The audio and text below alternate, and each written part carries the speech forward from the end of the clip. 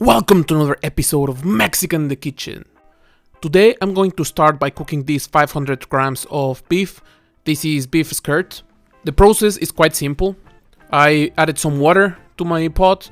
I put it on the stove. The stove is on a 5 out of 6, so it's high fire. I'm going to add 5 or 6 garlic cloves. 1 small onion cut in half. If you have a large onion, just add half of it. We're also adding some bay leaves. Maybe 3 or 4 is okay.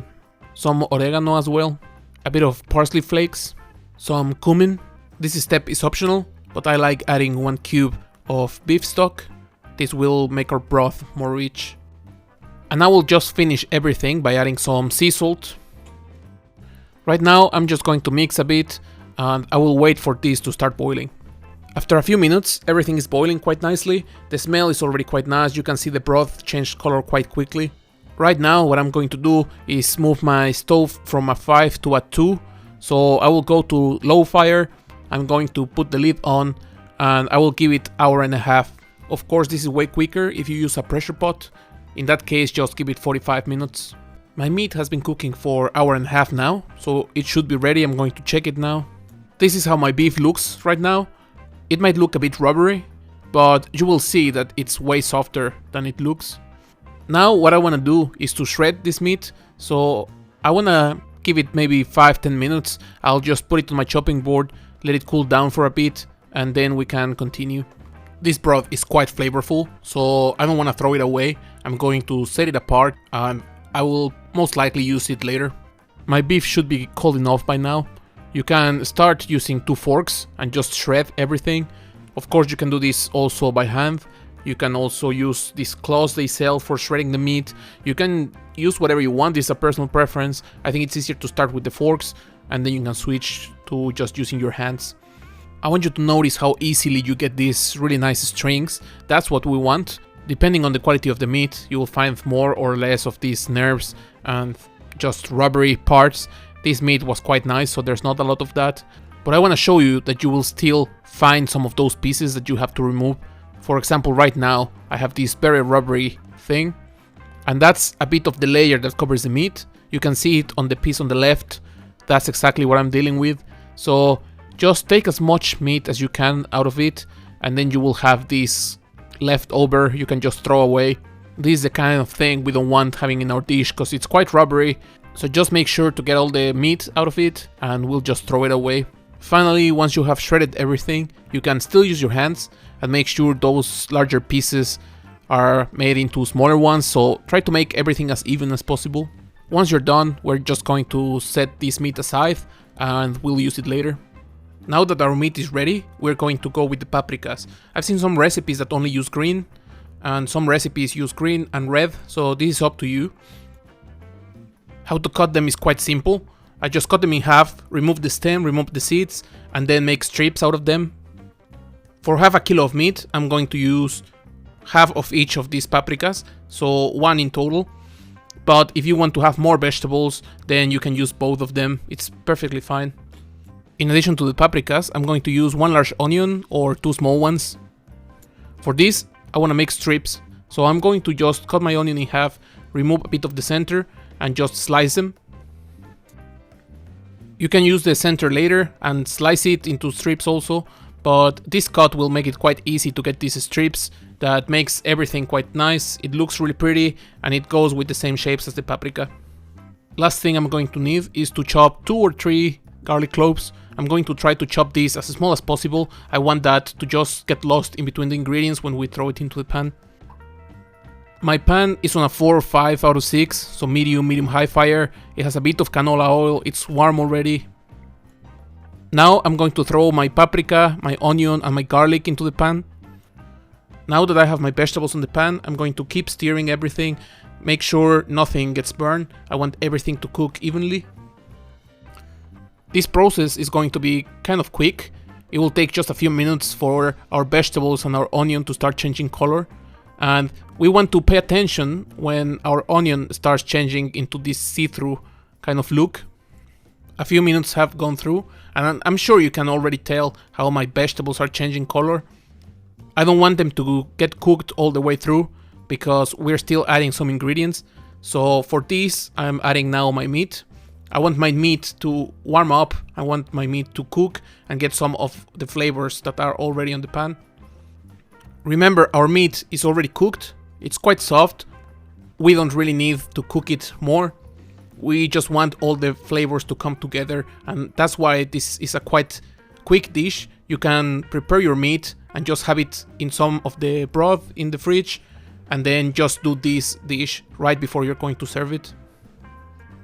Once we add our meat to the pan, we want to mix everything, make sure everything is quite evenly distributed, and we're going to continue adding some of the ingredients. First, I'm going to start by adding 50 to 80 milliliters of dry white wine. In some places you might know this as cooking wine. Once we added our wine, we want to stir this and give it some time, just a couple minutes, so all the alcohol can evaporate. After a couple minutes, I'm going to add some tomato puree. If you want to do your own, that's perfectly fine, but I'm going to use this small package. It's 70 grams, and it's quite convenient for this kind of dish because I just want a bit to give some flavor and color. Once we add the tomato puree, of course we want to mix everything, make sure that goes into all the meat, all the vegetables, and you don't see lumps of this tomato puree. At this point, I also want to add some seasoning. So in the original recipe, you would add some paprika. I am from Mexico and I like it a bit spicy, so I'm going to add a bit of chipotle powder. But this is of course up to you. If you don't want anything too spicy, you can use the paprika. If you want the original recipe, use the paprika. Another couple minutes have gone by and our dish is almost ready. I'm going to also sprinkle some parsley flakes. This is the original recipe, but I'm going to add a bit of soy sauce. This is not part of the original thing, but I'm going to use it to counteract a bit of the acidity from the tomato puree. You can also use just a dash of sugar. At this point, we just have to give it a couple minutes for the flavors to come together. But I would also recommend that you taste, and in case you are missing some salt, then you should adjust. Our main dish is ready, but I think this dish definitely needs some rice to go on the side. So I'm going to show you how to make something really quick, and we are going to use a bit of the broth we have left over. So I have a pan on a 4 or 5 out of 6, so medium high fire. I had a bit of oil and we're going to throw our rice in there. I have been using this really nice mix of basmati and jasmine rice, but you can use whatever kind of rice you like.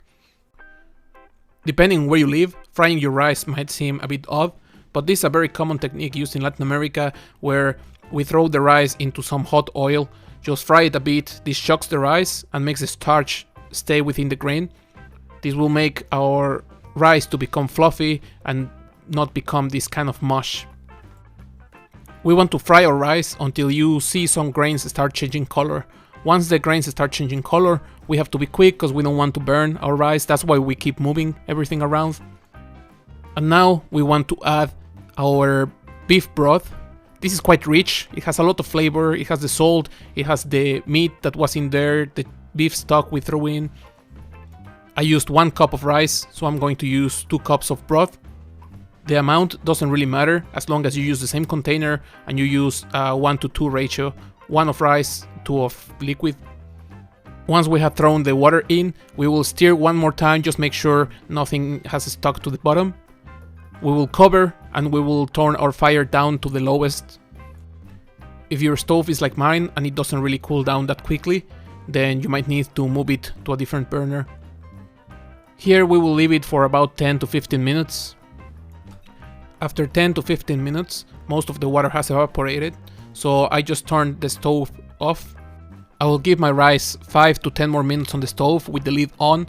I want that steam to finish cooking my rice. After that, I'm just going to take a fork and make sure my rice is fluffy, just move it a bit around, and our rice is perfectly ready. Now we just serve with our rice and you have a perfect main course. This is how I make Ropa Vieja. This is a really nice dish. It depends on where you eat it, where you find it, where you might have different versions of this. It's one of those dishes that it has some influence from Spain. It mixed with the Cuban ways. It has a lot of ingredients that you might find differently if you do it in Mexico, Cuba. I'm sure in Latin America there must be different versions of this. I remember my mom used to make it at home and ingredients would vary a bit. it was a bit more spicy, it didn't have cumin, these kind of like slight differences, but it's a really nice dish. I hope you like the video, try it at home, press like, subscribe, all those kind of things, and see you in the next one.